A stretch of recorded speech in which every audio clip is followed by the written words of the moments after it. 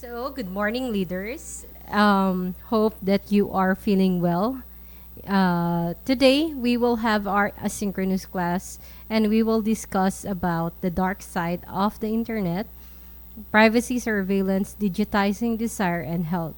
So, this is your teacher Marika Retonel, and our objectives for today are first, to know the emerging issues such as privacy surveillance and unhealthy gratification in using information technology. Then, second, to respond and have a stand on the emerging issues on information technology. So, first, we will discuss about the privacy and surveillance. Ano ba yun?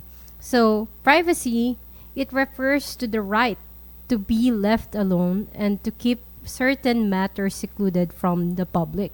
So, ibig sabihin, you and every one of us have the right na i-disclose or hindi i-disclose sa mga bagay na mga tungkol sa atin. So, that is privacy. So, basically, alam naman ng lahat. But, syempre, hindi naman sinusunod ng lahat. Ayun. But the internet is the greatest surveillance device ever invented. Why? Basically, ang internet kasi is the interconnectivity of everything. Before, syempre, we are limited to textual connectivity only. Ibig sabihin, kung ano lang yung nasa screen at tinatype natin, that is the internet. But nowadays, because of the integration of technologies such as the cameras and the microphones, all our laptops and our devices have microphones and videos, there is a question that whether those things are being used against us. So that's why we should be careful of how we use the internet.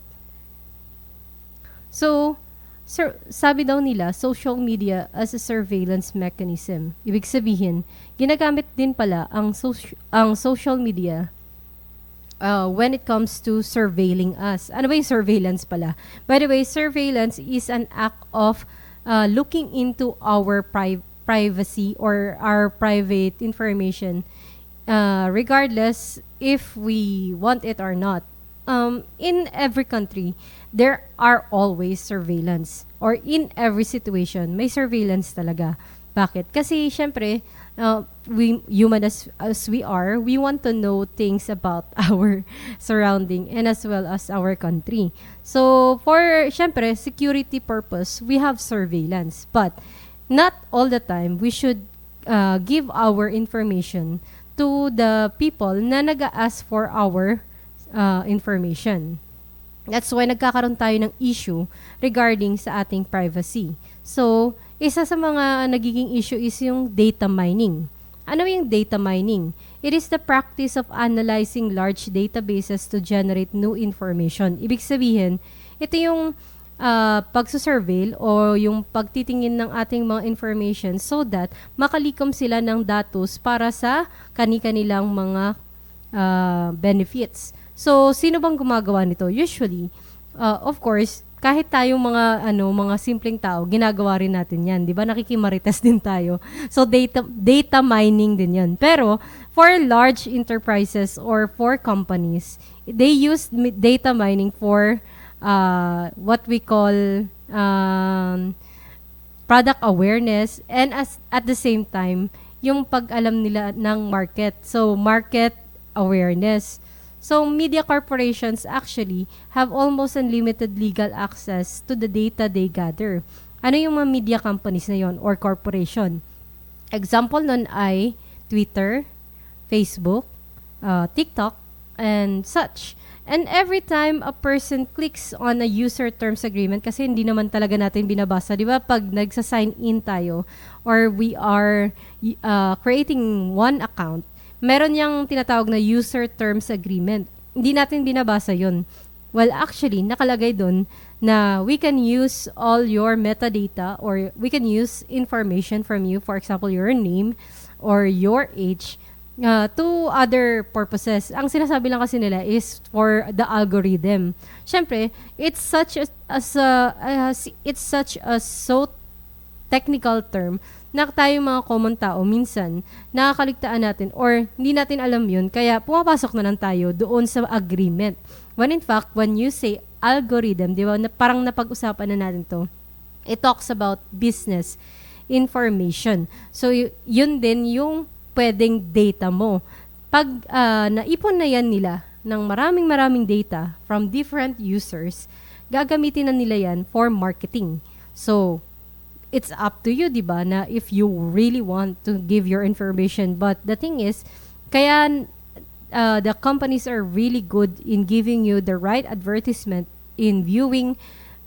Like for example, sa YouTube, may lumalabas ng mga advertisement. They are so good in knowing what you need because, of course, they already took some information through your Facebook, your Instagram, your Twitter. So, that's why, ginagamit nila yung tinatawag na user terms agreement kasi you willingly gave all your information or the metadata. Yung data na nakalap nila through your browsing or sa mga pag-click mo lang ng like or yung pag-react mo lang sa video. So, those things are also metadatas. So, another, data mining, the potential for employers and school admission offices, not to mention the police and criminals, and syempre kahit yung mga criminal na police, to mine Facebook pages for information should worry any user. Why? Naka-experience ba kayo na na-stalk na kayo ng kaibigan mo na hindi mo naman like may pinag-awayan kayo tapos hindi mo maalala kung kailan mo nabanggit or kailan mo nasabi sa kanila na or na palautang sila or masungit sila, pero they stalk either your messenger or the people around you. Some people around you can share the conversation you have also in messenger. Or have you experienced sa mga nagtatrabaho, no? Sinabi mo magli-leave ka, tapos na feeling ng boss mo hindi ka talaga nag-leave because you are sick, but rather nagliwaliw. Kasi, na-check niya yung Facebook mo, either true or not, siguro naman, nag-post ka lang ng throwback na nasa beach ka, they will think that you are there or mabisto ka na hindi ka talaga may sakit. So, ganun yun. So, ingat-ingat sa mga empleyado kasi minsan, hindi lang naman yung profile nyo ang nasustok, kundi nasustok din pati yung mga profile ng inyong mga kamag-anak. Alright. So, next. Ang next nating pag-uusapan ay yung tinatawag naman nating data profiling. So, ano yung pinagkaiba ng data mining at profiling? Pag data mining, yun yung kukunin pa lang nila yung information mo through different platforms such as the internet or the application that you are using. Pero sa data profiling, ito na yung job ng media companies na gamitin yung information nyo na nag-gather nila through online and then create a stereotype for users so that they can pitch only certain products and services to you. Ibig sabihin, for example, nagti-TikTok ka, minsan madalas mong nasiskip yung mga discussion about war or yung mga negative. More ka doon sa mga nakakatawa or di kaya mas prefer mo yung TikTok about dancing. So later, yung advertisement na ibibigay ni TikTok or hindi ni TikTok kundi ni Facebook or ni YouTube, mapapansin mo na is yung mga jingle na may dance steps. So another thing is, for example, you are a mom. So basically, may certain profile kasi ang mga mom when it comes to browsing. For example, nag-browse ka about sa motherhood or anything na mosang, ganyan. So, na-stereotype lahat ng nanay na may pagka-chismosa. So, later, makikita mo yung mga advertisement tungkol doon sa'yo sa YouTube or sa Facebook tungkol sa mga mom. So, yun yung tinatawag nating data profiling. So, it's as if your phone is listening to you. May mga information na ayaw mong i-disclose pero minsan lumalabas. Then, have you experienced, especially for guys, not to stereotype ha. For example, you are into girls, tapos you are into dating. Tapos mayat maya, halos ang binibigay din sa'yo is yung mga random na mga posts about dating. When in fact, kasi 'di ba kahit sa 1,000 mong kaibigan, hindi mo makikita agad-agad lahat ng kanilang post. Pero kung halimbawa, mas paborito mo ang pag-usapan ng babae, mas nilalagay ni Facebook sa harap mo yung ganong topic than other topic. So, ganun lang yung data profiling. Another is data profiling din yung companies such as Lazada, Amazon, Google, Shopee, and many others using your browsing history.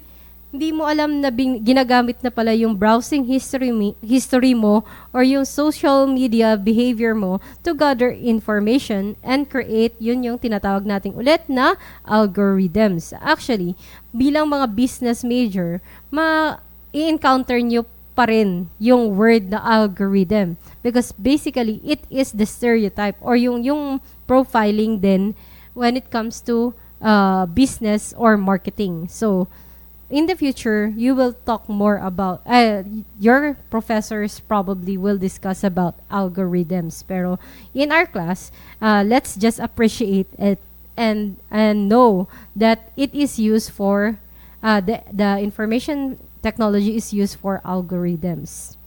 So, para hindi kita manul, pag gina-mention ng algorithm, wow, big word. Pero actually, basically, ang ginahambal lang dara, pag algorithm, ibig sabihin, naghimo na sila sang profile mo so that they can sell to you. May ibaligya sila sa imo. So, another is, of course, yung kung ano ang gusto mo makita sa imo Facebook, amo na ang algorithm mo.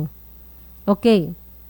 So, syempre, we have this, what we call this? We have these words like data mining, data profiling.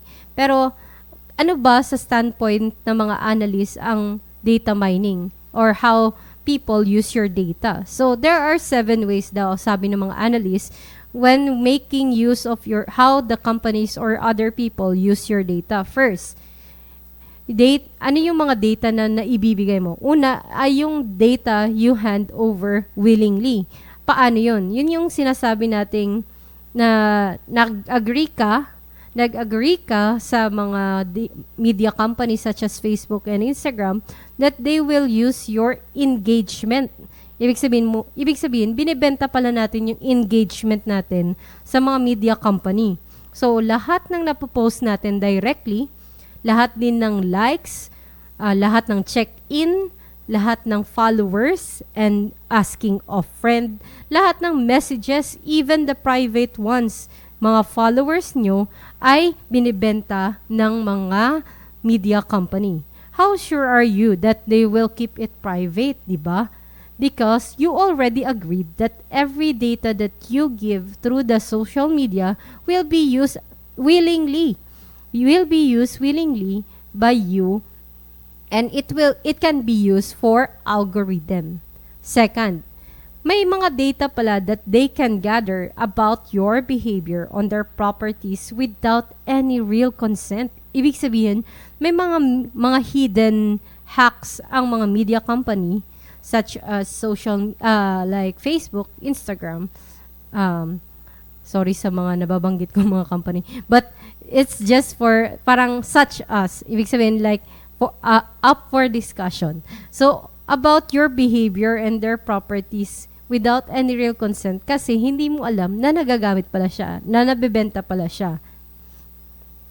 Another, all your clicks, how long you stay on every video, kasi diba, binibilang nila and how long you browse or how long you watch a video. So, nalalaman nila kung gaano ka-invested sa mga video or sa topic na binibigay nila sa inyo. So, in the future, alam na nila kung paano nila kayo mapapatagal sa inyong mga computers or devices. Then third, They can gather without any real consent about your behavior on other properties that include Facebook spyware. Ibig sabihin, meron din pala silang mga spyware. So, yun yung mga nai-install natin sa ating phone unknowingly na hindi naman talaga tayo programmer. So, we'll just go on with it.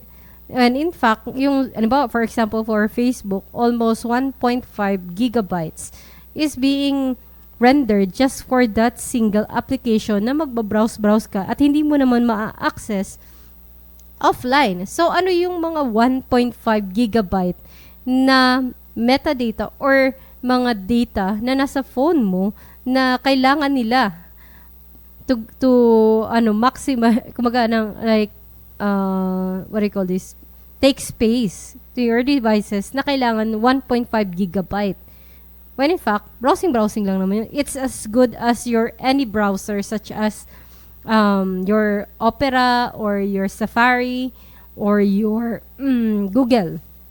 So, bakit? Then, fourth, data they can gather without any real consent from your phone tablet are your geolocation over time. Shockingly, actually, I also subscribe for Google. So, all my pictures that I sync with Google Photos have its own location, what type of device I use. Those are my metadatas, by the way. And where have I been? So, actually, natutuwa lang ako kasi alam niya kung where have I been. But, in the other side of about privacy, parang ang weird na they know where I have been. They know that I've been to Sri Lanka, I've been to India, or what do you call this? Austria, and even yung mga layover ko sa Qatar. So, na shockingly, they know as long as I have these what you call photos na nakasync sa Google Photos. So, actually, good side is that, syempre, I will know where have I been. But another bad side is, well, it's a form of surveillance. Then, fifth, data they can gather without any real consent from your phone or tablet via other application. Ibig sabihin, I'm not sure sa mga kasi I have two phones. One is iPhone and one is Oppo. What I wonder is that sometimes Oppo install some games in my phone na hindi ko naman, I did not remember even installing. So, I wonder. So, even my phone gives consent to other application company for them to install application in my phone. So, kaya madalas talaga ako nag-check ng aking phone kung may na-install na naman na kung anong anik-anik ang Oppo. So, sorry sa Oppo, nabash ka tuloy. Ayan. I just wonder kasi I did not put that game. Then, why is it there? So, yun. Another. So, ika-anim na tayo.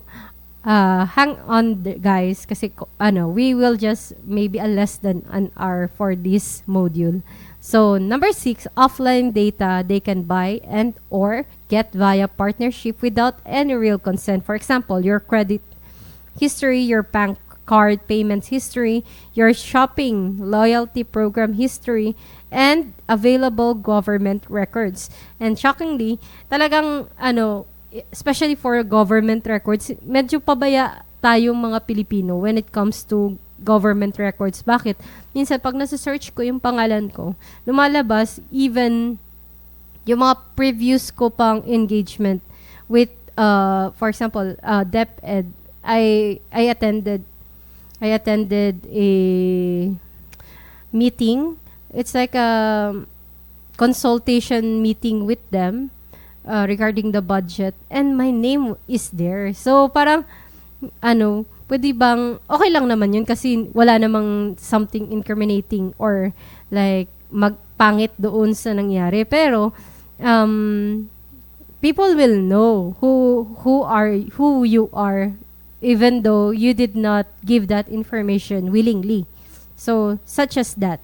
So, sana yung Pilipinas magkaroon ng data privacy awareness, and we should not post na yung mga data na very sensitive, especially government documents and such. Anyways, moving on. Then, seventh is the online data they can buy and or get via partnership without ito yan. Yung mga online quiz or alam niyo yung mga AI, for example, yung ng OMG, ngayong taon, tapos i-click mo lang siya, lalagay mo pangalan mo, edad mo, ang gender mo. Tapos, mapopost mo na siya sa Facebook kasi randomly, they will put something there like, ngayong taon, magkakapera ka. Or, ngayong taon, magkakajowa ka. Tapos, ipopost mo siya sa Facebook. Unknowingly, na yung quiz before nung mismong yung meme lang na yun, is that already you gave your information willingly. So, ganun ka crucial yung how people or data miners take your data. Okay. So, bilang conclusion doon sa part ng data gathering, actually, we cannot already stop this boom of information, and even such as not giving up your information kasi you need to be connected with people. But we should be careful. For example, in your devices, there are options such as turning off your location or using the camera or microphone when you are using the app only. Kasi minsan, 'di ba, we give full access. We give full access to all application regarding our gallery, photos, videos, even microphones and camera. Pero may option actually kada application na tanggalin nyo yung camera. Magugulat ka kasi may mga application na they don't need the camera for that. For example, halimbawa, yung games. May mga games na hindi mo kailangan ng camera. Bakit sila nag-aas ng access ng camera mo? Maybe they want to know your profile. Imagine that, even your microphone. Paano kung halimbawa natutulog ka or nagchichismisan kayo ng kaibigan mo, napapakinggan pala ng mga phones nyo or devices nyo yung mga pinag-uusapan nyo. Okay. Then next, pag-usapan naman natin is yung government surveillance. So, do you know this book, 1984, ni George Orwell? So, doon sa George Orwell book na yon, may tinatawag silang Big Brother. Kaya nagkaroon ng idea yung franchise ng TV program, yung reality show na Big Brother. Kasi it came from this idea na there is someone, one big person, who is surveilling or monitoring everyone so that everything will be fine. Pero dahil sa dystopian novel. So this is the dystopian side of the internet. So it's surveillance. At wag niyong sabihin na hindi siya nangyayari ngayon kasi nangyayari na siya ngayon. For example, the authoritarian regimes such as China, Russia are using social media data mining and other digital weapons to deepen their stronghold on power. So, ang ibig sabihin nun, di ba sa China, may binaban silang social media. So, ang tanging social media lang na gagamitin mo is yung mandated ng state, ng bansa. So, yung social media na yun, mismong yun ay ginagamit nila para mag-data mine. Of course, there is the issue of course of TikTok dahil ginagamit daw ng China ang TikTok to surveil naman other countries. Well, that is debatable but highly probable. Why? Kasi, yun nga, social media is being used as data mining mechanism nowadays. So, yun. Another. So, Turkey and Egypt are using digital data to suppress or dissent and help move their societies in increasingly authoritarian directions via these same platforms. So, sa Turkey, nililimitahan din nila kung anong social media ang pwede mong i-access. And at the same time, they also mount their propagandas or their information or their like announcement, kono, or memorandum through online. So, the citizen are limited to what the government are feeding them. When in fact, actually, it could be double-sided as also their protection because we know that even American companies do the same thing. Kaya naban si Facebook to other countries is because it is being used as surveillance naman for those countries. So, it's up to the country actually of how they manage their cybersecurity or the issue of surveillance. Then, third, ito, may dalawa akong terms na i-introduce. Pero, actually, itong dalawang terms na to, we already discussed in the previous modules. But I want to emphasize the importance that knowing these things again and again so that we can also be able to engage to the issue. So, we have this issue of troll farms. Ano yung mga troll farms? Those are organizations that intentionally post offensive or provocative content online to cause conflict or manipulate public opinion. Countries like Russia use them to spread news. So, nabanggit na naman si Russia. Kawawa naman. Actually, galing to sa libro kasi. So, they are, the book is highly, it somehow highly antagonized Russia. But Russia is not the only country that has troll farms. Kasi, probably it came from them. But the idea already spread out all over the world. For example, yung Black Lives Matter. So, totoo, actually, there is a legit campaign about Black Lives Matter. Pero, ginamit ito ng ibang mga troll companies to also instigate naman na pro-black pero, pro-terrorism. So, it is in the other country may legit na Black Lives Matter, like the promotion of the rights of our colored brothers and sisters. Actually, technically, we are under the same umbrella of the colored society. But anyway, so ayun, pero ginamit kasi yung Black Lives Matter ng ibang mga terrorists. That's why they antagonize the rule of any white people or white organization in other countries such as the like of Africa. That's why nagkakaroon ng mga insurgents ng mga black militants kasi they feel they are oppressed. So, yun. When in fact, there are oppressions pero hindi siya for the sake of there are oppressions true, pero pag ginamit mo naman with the same blatant force, 'di ba parang ikaw na mismo nagiging oppressor.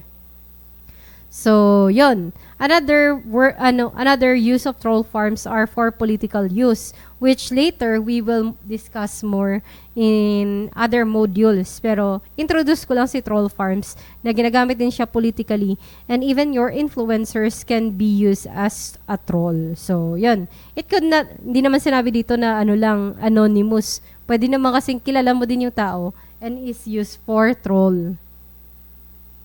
Then next, hacking. It refers to the authorized access of digital devices or networks to compromise a computer system or account. So, yun yung tinatawag, siguro aware naman tayo kung anong hacking kasi 2000s pa lang may hacking na. Pero what is already blatant nowadays is that the attack is not only limited to the people but rather hacking can already breach even larger servers. So, imagine, binabayaran nila ng milyon-milyon or binabayaran ng gobyerno natin ng milyon-milyon yung mga server na yon. Pero mahahack lang in one instant. At yun nga, na pati yung mga website ay na a-attack. Ibig sabihin, they can breach all our information using hacking. So, ganun na yung warfare ngayon. Ayan. Pero, may tinatawag naman tayong countering. Ibig sabihin, yung hindi naman na totally walang ginagawa ang ating gobyerno. So, countering privacy breaches and surveillance.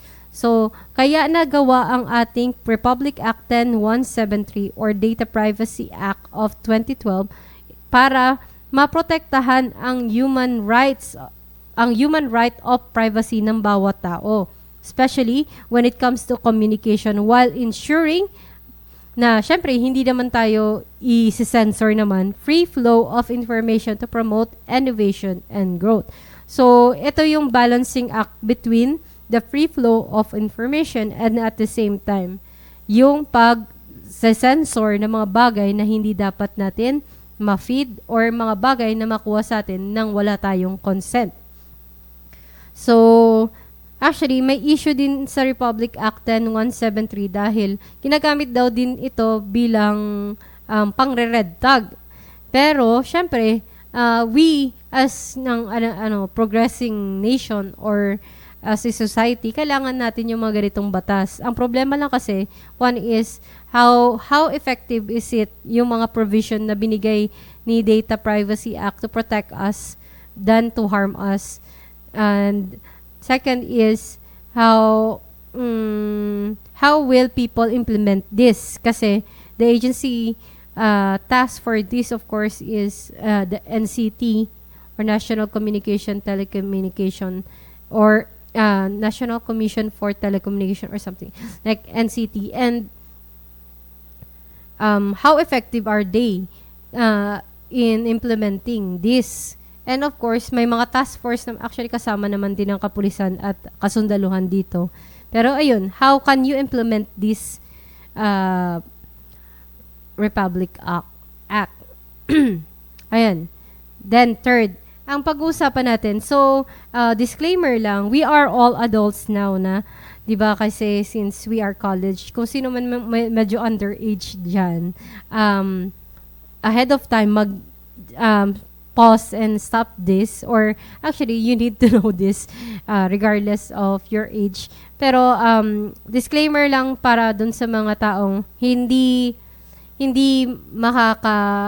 kayang i-discuss ang about ng cybercrimes or anything sexual or similar. So, yon.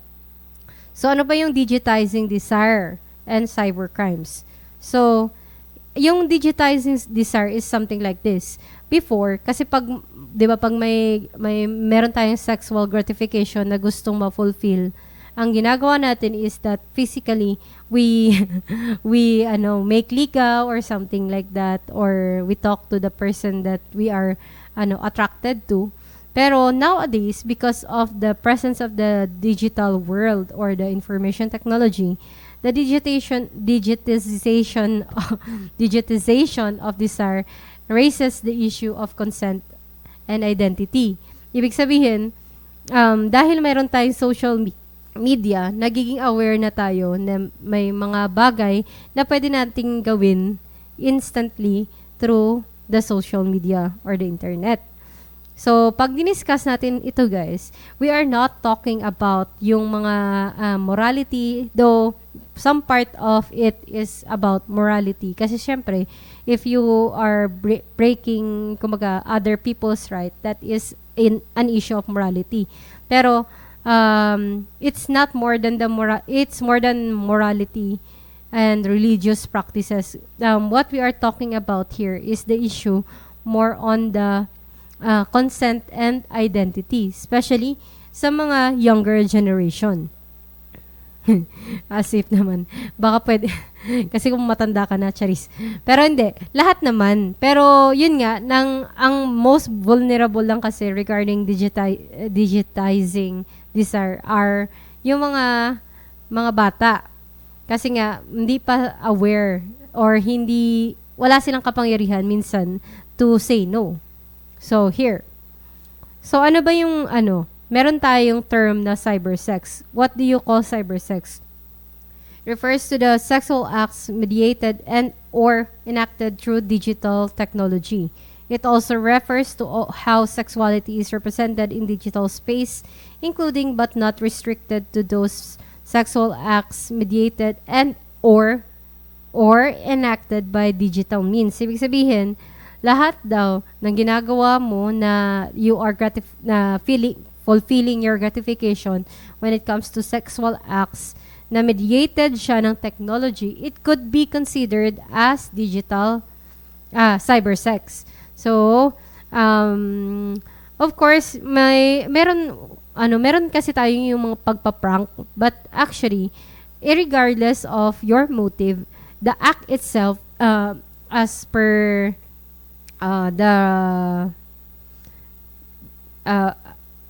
the meaning of the word cybersex, even na prank yan, or even na hindi mo yan, like, nang parang idoy-idoy lang ba, pero pag ginawa mo siya, na nag-chat ka sa kaibigan mo, then you acted on it, like, typing na you are doing something, or mimicking something about sex, technically, you can call it cybersex. It could not, kumbaga result to your nang hindi ka na virgin or something like that. Pero, when it comes to digital space, technically, you are acting on it. So, yun. So, let's not. So, pero, dun sa mga naka-experience na, now that you are aware, you can be probably like do something about it, like say sorry, or like not do it again, or if you feel guilty about doing it, then if there is consent, okay lang naman. Pero pag walang consent kasi, alam mo na, it's not good. Then second, sex trafficking. What you call sex trafficking ba? Meaning kasi ng sex trafficking is that yung binibenta mo yung isang tao para sa isang sexual gratification. So, para ma-fulfill yung sexual gratification ng binibentahan mo, or minsan actually, kahit nung mga taong papadalhan mo or something, ganyan. So, implicated in pornography, ibig sabihin, mas nakikita to sa pornography, is the trafficking and forcing of women, girls, boys to engage in sex acts online and offline. So, let's not be naive na inosente na iniisip natin lahat ng nakikita na pornography online ay consented. Ibig sabihin ng inallow nila. Kasi yung iba dyan, binidyohan yan na hindi naman nila alam na ipopost online or ibebenta online. Or minsan, alam nilang ibebenta online pero hindi nila gusto. So, let's be aware of that. Kasi, it's all fun para sa mga mahihilig sa porn, yes. Pero, we all know that those are just your suspension of reality. When in reality, you are voyeuring. Ibig sabihin na tinitingnan mo yung sexual act ng ibang tao. Okay lang sana na na yung sa mga sex worker ay may consent sila. What if those people that you are watching did not consent, or hindi nila ginusto, napilitan dahil sa pera or dahil sa force. So those are what we call sex trafficking.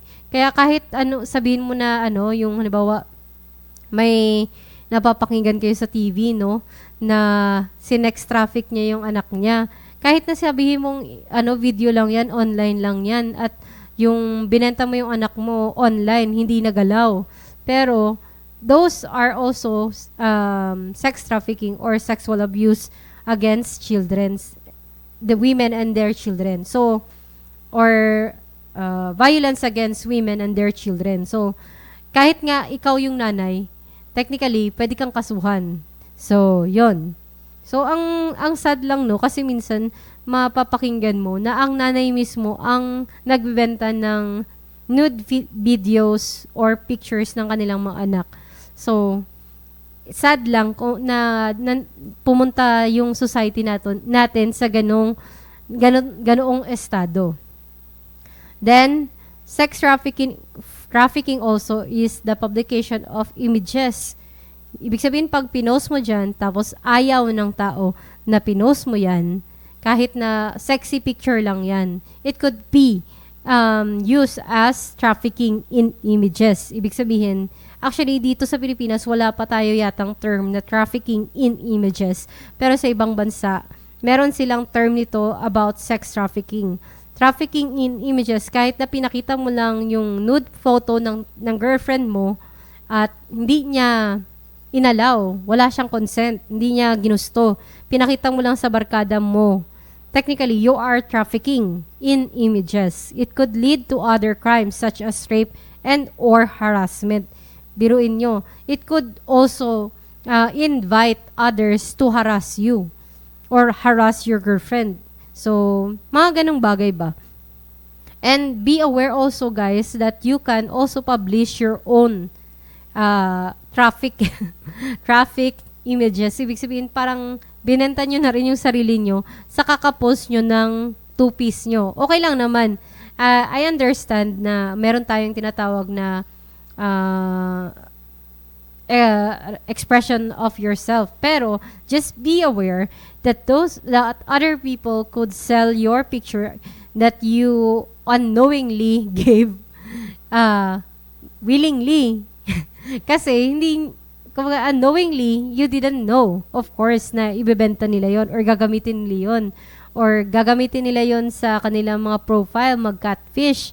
Pero, technically, you willingly posted your picture. So, doon tayo nagkakaroon ng yung gray area when it comes to what is legal and what is not.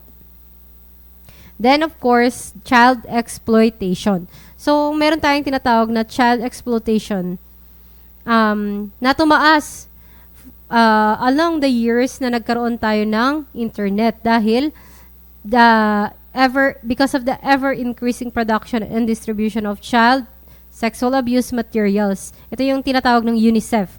Yung UNICEF naman, guys, yan yung ahensya ng United Nations that deals with children and education. So, ibig sabihin, yung mga tinatawag nilang CSAM,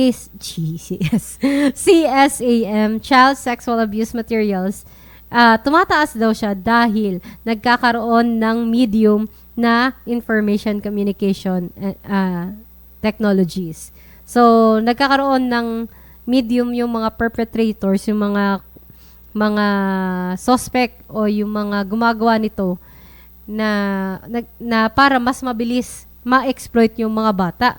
So, kayo ba, syempre bilang moral or bilang tao, sa pagiging tao na lang, would you consent to this?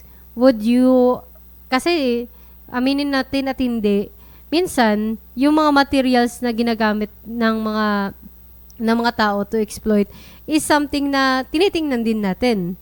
And, mind you, for example lang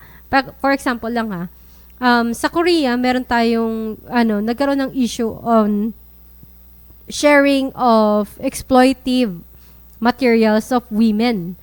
Yung mga babae kasi na pumunta dito sa sikat na bar ng isang K-pop idol. Siguro aware na kayo sa storya, pero hindi ko na masyadong i-disclose. Ng isang sikat na K-pop idol. Pupunta sila doon, tapos nilalasing sila. Then, of course, sasabihin ng mga tao, binigay mo kasi yung picture mo or nag-post ka kasi sa picture or sa video willingly. Pero, in fact, yung mga nandoon ay iba doon, mga estudyante pa. So, nagkakaroon ng exploitation. And willingly, tayo naman, dahil, di ba, mahilig tayo sa K-pop and such, hindi natin alam na yung mismong kultura ng K-pop or industry ng K-pop ay nagagamit for this kind of things. At wag mong sabihin na, hindi naman yun konektado, teacher. Pero konektado yun. Bakit? Kasi even your K-pop idols started at 13 years old when they were trainees. Imagine mo, pinagtatrabaho mo na yung 13-year-old para maging dancer, maging singer. Then not all of them will pass as K-pop idols. Ginamit mo na sila for like mga special events and such. Then, pag hindi sila pumasa sa standard ng company, then ligwak sila. Pero yung mga magagaling, magde-debut sila. So, such things, such environment are also susceptible for, kumbaga, is a breeding ground for child exploitation. Then, ito, na-discuss na rin natin to last Saturday, catfishing. But, I will, again, discuss about it. Ewan ko lang actually, dapat one word pala to, no? Catfishing. Anyway, catfishing is the process of luring someone into a relationship by means of a fictional online persona.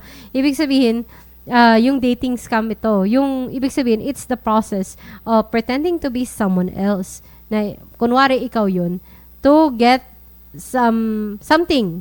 Hindi lang actually, monetary, but rather, yung, it could be your information. It could be your nude photos. It could be anything na ma-exploit nila from you using a certain persona. Kaya nababadrip ako dun sa mga ganitong mga catfishing accounts. Kasi, nagpo-post sila ng, kunwari, sila, Korean or such. Tapos, obvious naman na peke sila. Pero, they are trying, really, to lure you. Especially kasi yung mga nalulure dito is yung mga vulnerable or very vulnerable sa kanila. Like, matatanda na or masyadong bata pa. So, be careful. Be careful of your family kasi hindi natin alam. Because bata pa, may cellphone na. Or si Lola, binigyan mo ng cellphone. Tapos, you gave her unknowingly a weapon for catfishers. So, hindi natin alam. Then, dark web. Ito, medyo naging uso na siya, no? The term dark web. Pero ano ba siya? Diba, dati, diniscuss ko na may iba't ibang website. And may iba't ibang version ang World Wide Web. Kasi meron kasing mga website na as in separate cloud talaga siya from World Wide Web at ma-access mo lang siya through certain password or certain application. So, this is the part of the deep web that can only be accessed through specialized computer software. It is often used for illegal activities such as drug trafficking, cybercrime, and exploitation. The reason that it is not stopped or it cannot be stopped right away is that it is from different server or different web. Ibig sabihin, the one that we are browsing is different from the dark web. Kasi dito, halos legal, o hindi naman legal, kundi dito, very prominent yung mga existence ng cybercrime, exploitation, mga sexual crime, so such as that. Then another thing is, it is because of the advent of the dark web, nagkakaroon tayo ng mga tinatawag nating TOR, Bitcoin, or cryptocurrencies. Actually, yung mga ito, may mga legal na Bitcoins or cryptocurrencies. Pero since it's a new technology, nagkakaroon tayo ng, kumbaga kung sa term pa na to, nagamanul ang tao regarding sining mga investment. Kaya nalulure tayo sa cryptocurrency kasi hindi pa natin alam kung paano nag-handle ito. It's like buying a fake money. So it's like buying fake monies. So to compensate or invest to another system other than the one that we have now, because as we all know, minsan medyo dahil volatile ang ating economy, nagko-collapse siya. Unlike doon sa Bitcoin, yung pagbabay mo ng mga fake monies and such, or buying into the system, nagkakaroon ng mas malakas na investment kasi hindi na dumadaan sa mga usual na mga agencies. So, ayun. Because of the anonymity of being in the dark web, we can increase our money or increase the illegal activities. So, yun. Alright. Ito na. Ito parating na-discuss natin at parating yung na-mention sa lahat ng inyong mga essay, the negative impact of technology to health. Kasi para sa akin, guys, isang buo lang to when it comes to, isang buong lang siyang issue when it comes to, discussing about the dark side of technology. But anyway, I will just discuss briefly. So psychological effects are, of course, isolation and depression and anxiety. So isolation meaning because of the insurgence of many technologies that take so much of our time. Technically, it also takes so much time from for us interacting to other people. So nagkakaroon tayo ng isolation. Then depression and anxiety is that the more information that we have, actually studies show that most depressed society or most anxious society are the first world. Why? Because there are so much pressure for them to do well. Then at the same time, the mothers, yung mga mom and dad daw are always spoiling. Ibig sabihin, hindi na prepare yung mga bata for ng hardship. Ibig sabihin, binibigay lahat. At nung nagka-experience na yung mga bata ng hardship, doon na sila nagkaroon ng depression kasi hindi naturuan na ma-overcome yung mga such problems. Kasi nga, nabigay na lahat. Like, na-provide na lahat. Ayun. Then, physical effects. So, straightforward naman. Eye strain, poor eyesight, poor posture, sleeping problem. Bakit? Kasi may white light, di ba? Hindi naman tayo natutulog agad pag may cellphone. So, tatapusin yung nilalaro natin or dinestalk yung mga kaibigan natin o yung sa galit na galit tayo, hindi tayo papalupig. Dapat nakapost na tayo ng comeback natin bago tayo matutulog. Dapat nasa atin ang huling salita. Ayun. So, yun. Nagkakaroon ng physical effects. And reduce physical activity, nagiging tamad tayo. Obesity and premature death. Okay, premature death. Bakit? Kasi, matatandaan nyo may mga news na mga namatay sa internet cafe kasi 4 hours or 8 hours na naglalaro, hindi pa gumagalaw na stroke. So, may mga ganong instances or minsan, yun, magka-cardiac arrest kasi may nakita sa Facebook. Hindi naman kailangan dapat ikamatay, namamatay sila. So, premature death. And, for children, why may separate siyang,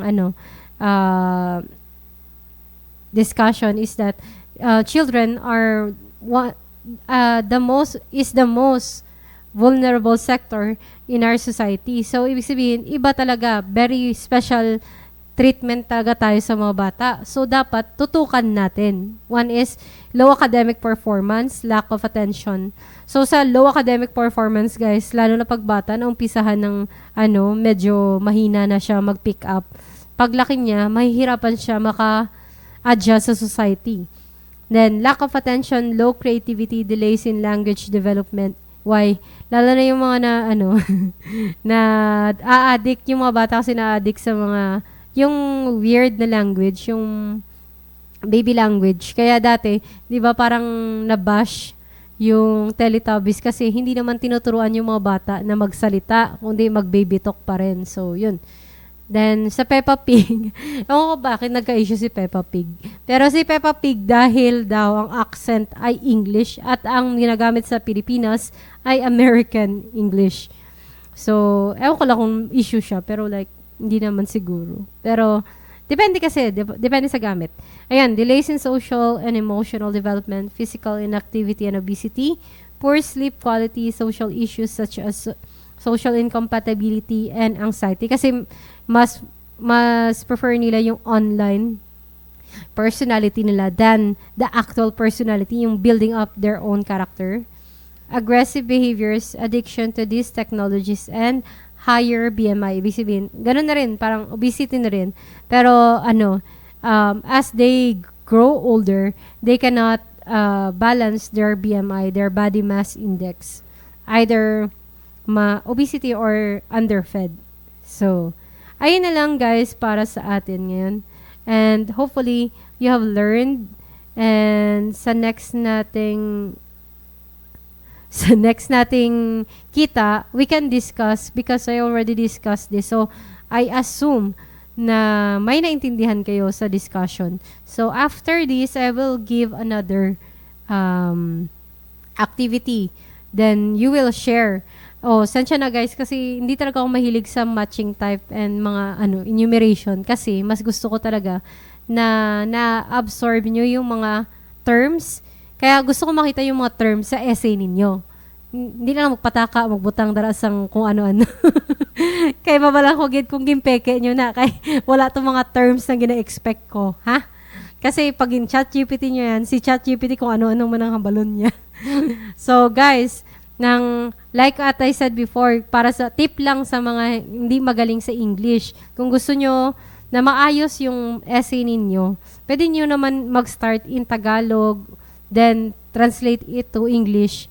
Tapos paayos yun ng konti sa grammar, pero wag naman lahat kasi si Grammarly nagbibigay din ng mga instant mga words. So as much as you can, kahit hindi perfect ang grammar, basta naintindihan ko and the thought is there and yung mga terms na binibigay ko nandoon, then pasado kayo sa akin. Pero kung alam kong ini-any nyo lang yun, malalaman ko din. So, good luck guys sa lahat and God bless us all. Thank you!